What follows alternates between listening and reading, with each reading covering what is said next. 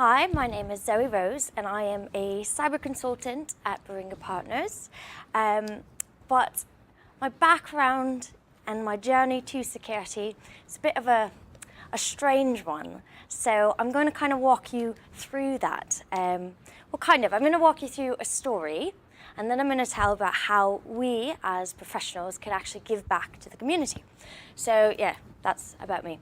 But so the reason I like stories is humans become emotionally invested in stories. It's how we connect, and it's more impactful. So my story starts with a young woman about 10 years ago. And she was trying to do the whole, growing up thing, getting out into the world, and she was in a relationship. And unfortunately, which is quite common, is it ended up being quite an abusive relationship. But it didn't start out that way. It was slow. It was, she couldn't go to university classes because her partner didn't go. And so, she's like, oh, well, maybe he's worried about my safety. I get it.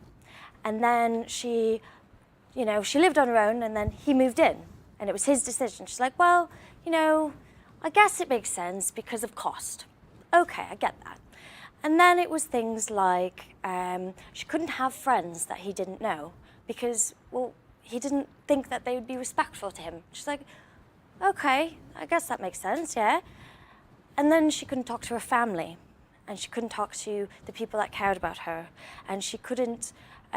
She didn't have access to her own email, or if she did, it was tightly controlled. She couldn't access social media without him watching over her shoulder. She couldn't go outside without him watching over her shoulder. And it slowly got worse and worse, and she ended up identifying that he was physically, emotionally, and sexually abusive. And there was nobody she could turn to. And the reason was because he did a very good job of blocking those people off and convincing her that she didn't have the intelligence and she didn't have the value to then be needed and be wanted outside of his home. And that's how I got into cybersecurity, is because my goal, and this is just statistics from the National Domestic Violence Hotline website. And as you can see, 1 in 3 women and 1 in 4 men. It's very, very common. But that story, the story I just said, is actually the reason I got into security. Because I wanted to be the person that I needed 10 years ago. I tried reaching out to my family, but understandably, they didn't really know what was going on. And they were quite upset because I stopped talking to them for about a year. And my friends were quite upset and took his side because he came across as a very charismatic person. And the courts took his side because I went to the police and they said, well, we don't really have proof that you're being abused. And, well, are you mentally healthy? And it's not really fair to him to put that stigma on his entire life. And so I got to the point where I almost gave up. And I kind of did give up, but I don't mean just like feeling depressed. I mean like not continuing onwards. And it was really, really hard for me because I didn't know where to turn to. I didn't know who to talk to. And I was really, really scared all the time. It was like ultimate terror of the unknown. And it actually ended up being so scared to go home, sitting in a server room, that I got into IT and I got into security, and then that knowledge is what empowered me to then move on and get out of that situation. But I don't want everyone to have to go through that process, because I can promise you it's scary, it's hard, it's expensive, and whilst the end goal is brilliant, nobody should have to go through that. And so I think Churchill summed it up quite well. The price of greatness is responsibility. We have a skill, we have knowledge, we have passion for security and passion for privacy. And so I think it's actually our responsibility to give that out to the community, to share our knowledge and protect those who cannot protect themselves. So a way that I've done this in my current role is I share knowledge, I speak at conferences, many types of conferences. Like I've spoken at a anything from a music festival about personal security to, typical tech conferences. And anytime somebody reaches out, I always try to share. But I also am not going to go up to a stranger and be like, well, it looks like you're in an abusive relationship. Here, let me give you advice. Or I'm not going to go up to a man and be like, oh, it looks like you're being, taken advantage of or abused by your partner. Because there's shame, there's embarrassment, and there's that scare that, what if I get it wrong? Like, I don't want to accuse somebody of being a bad person if they're not, or maybe I'm misreading it. And so what I've found recently is connecting with somebody called Christopher Cox and the Operation Safe Escape, is there's actually quite a few different things you can do. One of them, and my favorite example, is creating a live boot USB of Tails operating system. The reason this is beneficial is this operating system, as it says, is privacy. It's privacy focused. So if you suspect somebody or want, something doesn't feel quite right, you can always create them a live boot USB. Or text, that's not hard. For them, it could be impossible. So, just give it one. Give them one and talk about what's the benefits? What does it do? What does it mean when it says non-persistent? I don't know why this keeps changing. What does it mean when it's non-persistent? What is a live boot USB? And why is it going to minimize the likelihood of somebody identifying you're reaching out to the community and you're asking for help? Because in that relationship that I was in, the unknown was absolutely terrifying. I didn't know where to go, and I didn't know how to get more information. Computers were scary. I was not raised to be a computer person. I was raised to be a woman, take care of the kids, cook and clean, those kind of typical roles. And so I didn't know where to go, and I didn't know how to use it. And I also didn't know that when I did use it, if it left trace or not. And that's why, talking about a privacy-focused operating system, you may think, well, I'm talking about this operating system, it's privacy, it's nothing big, but maybe it'll help. You're breaking a barrier that this person might not actually have any capability of getting through, because often they don't have access to their own money, they don't have free time like that. They can just go to the library and get support or go on the library computers. Often they don't know that when they search for support in their web browsers, they're leaving a history behind. And they don't necessarily know that they have a right to privacy and that they have a right to ask questions and potentially think that, maybe treating me that way is not okay. The other thing you're doing, and what I wish somebody had done for me, I'll be honest, is you're identifying yourself as an advocate. Because in my environment, I wasn't allowed to have friends that were not his friends.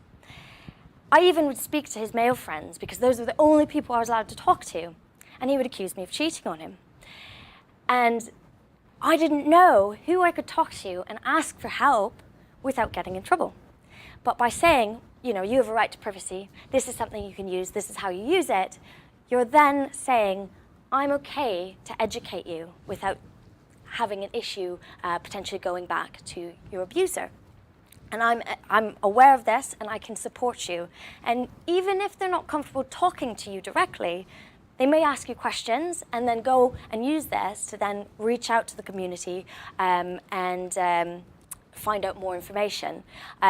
Just to give you a quick idea, this is just a screenshot. As you can see, it looks, typical Linux system. You just plug it in, boot it up, and it runs like normal. It's not persistent.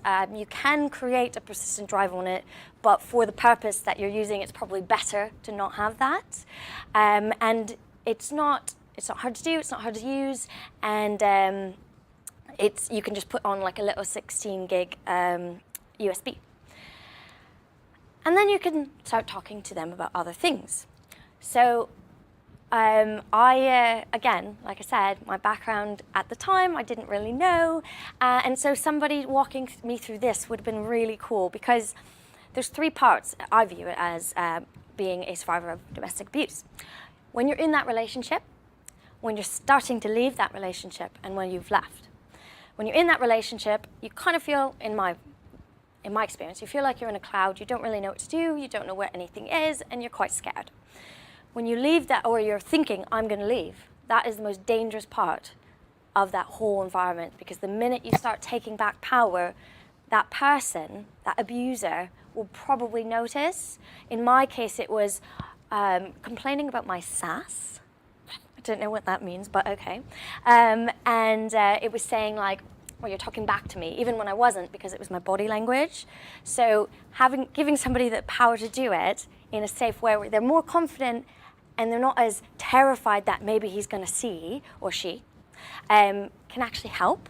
And then once they've left, they then have to lock down their controls, because when I left, not only did he put pictures of me online, he gained access to my emails, he followed me around the city, and he was ex-military, so he would tell me how he knew how to kill people very, very quickly, within less than, I think he said 10 seconds or something. And he had access to a lot of weapons. And so walking through this kind of it empowers me to take back control and understand that what I'm doing actually is protecting myself, and kind of demystifies the cyberspace. So I like to tell people to stalk themselves. In my situation, it was quite terrifying because, again, he would put things online, so I would get people to help me stalk myself. Maybe I would ask the person that was reaching out to me if they could help me, because there's a lot of shame when it comes to these situations. Not just during, not just after, but years after, because 3 years after, he was still putting things about me online. So supporting in that way, brilliant. If you can, awesome. If you can't, teach them how to do it themselves. Tell them about layered security. I know you all know this. Multi-factor authentication, simple. Even SMS, whatever. Codes, simple. Something you just don't really think about. It's easy to implement. It's available for most systems. They might not know about it, so identify it to them. Tell them what VPNs are. Tell them the safety considerations of their passwords, because passwords don't have to be this impossible nightmare. They can just be, this is how you do it appropriately, and let's find a solution that's going to work for you and your situation.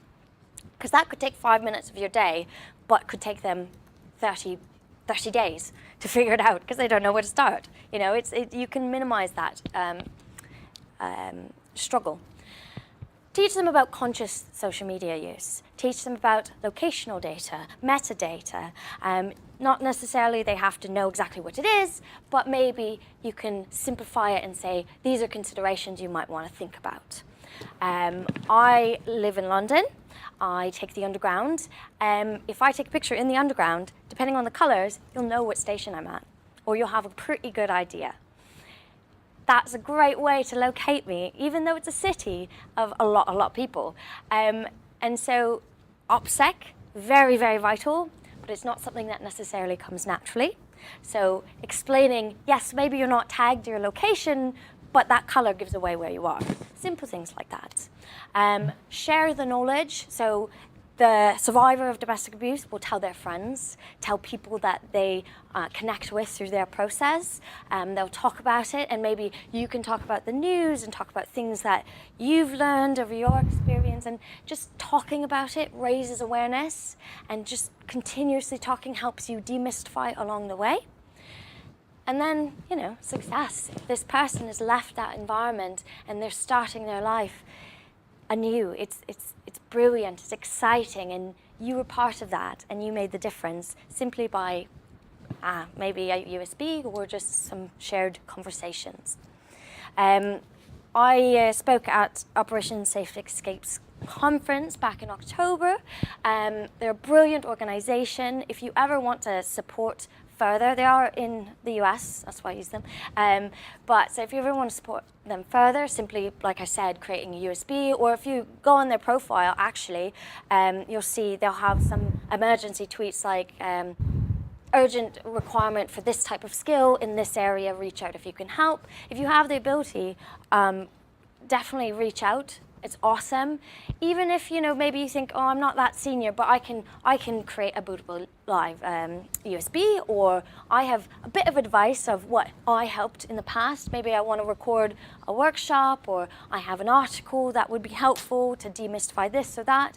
Just try your best to support in any way you can, because at the end of the day, it's just going to make somebody else's life potentially much better, as well as it's good for you. I mean, it makes you feel better, and it can potentially help you learn. Yeah, so definitely reach out to, the bottom is Chris Cox. He's brilliant, super helpful, and very passionate and motivated. The top one is just this one. There's also OPSEC, I think it's at OPSEC, I'm pretty sure, but it's like Operation Security Professionals or something. And yeah, the final quote is, with great power comes great responsibility. It is your responsibility to use your skills, your power, to make the world a safer and better place for the community and vulnerable persons.